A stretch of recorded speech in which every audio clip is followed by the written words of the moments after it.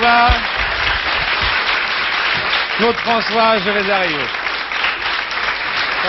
Mon cher Claude, bienvenue En Piste. Passe, je t'en prie. Tu es chez toi ici? Oui. Tu peux passer. Tu es d'autant plus chez toi que, c'est pas pour te faire spécialement un compliment, mais je pense que nos amis qui nous regardent doivent être aujourd'hui très très heureux, car il y a eu 2 demandes qui sont venues en priorité depuis le début d'En Piste, et les 2 demandes les plus prioritaires, ce sont été les Beatles et Claude François. Alors aujourd'hui, nous aurons les Beatles et nous avons Claude François. Oui, qu'est-ce que c'est, pardon? Autographe. C'est Monsieur Applaudimètre. Ah bon. Monsieur Applaudimètre. Il faut que je signe alors. Qui désire un autographe. Voilà, c'est Monsieur Applaudimètre qui donne les résultats. On n'a pas vu sa tête, hein. Non, non, mais il vaut mieux pas voir sa tête parce que... Ou alors la voir très rapidement. Voilà. Ça cacherait l'image. Tu peux voir quand même Ah, la il est tête, spécial. Voilà. Bon. En tout cas, Monsieur Applaudimètre, aujourd'hui, n'a pas à intervenir, puisque, je vous le rappelle une nouvelle fois, c'est vous, téléspectateurs, qui allez désigner les couples vainqueurs en appelant SVP 1111. Mon cher Claude, tu as la réputation dans ce métier d'être un très grand professionnel. C'est vrai? Ça, les téléspectateurs peuvent en juger en te voyant sur le plateau. Mais je voudrais révéler un secret, si tu me le permets. Je t'en prie. C'est dire à nos amis, en 2 mots, le cérémonial qui a lieu avant que tu fasses une émission de télévision. C'est-à-dire qu'avant de faire une émission de télévision, Claude arrive bien 2 heures avant le tournage. Claude arrive avec toute une équipe.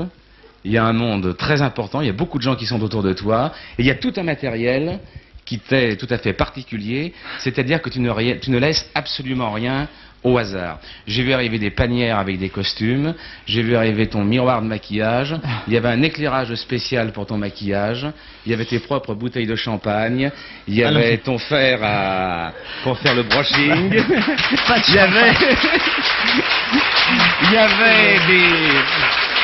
il y avait des rallonges pour les appareils électriques, etc., etc. Tu as tout avec toi. J'essaie de prévoir le maximum d'éléments. D'abord, je ne suis pas seul, tu dis avec moi, avec nous, parce qu'il y a 6 filles.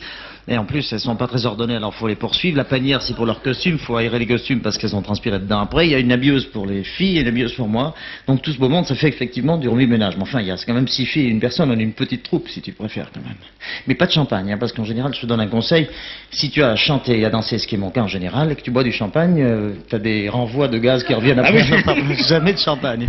Et Claude, pendant 2 heures, parce que tu es bien resté 2 heures à te préparer, qu'est-ce qui se passe en toi lorsque tu te prépares? Est-ce que c'est un travail, une préparation simplement physique ou psychologique? Non, non, il y a une petite demi-heure de vérification générale, voir si les costumes sont là, si tout est bien, si le costume correspond.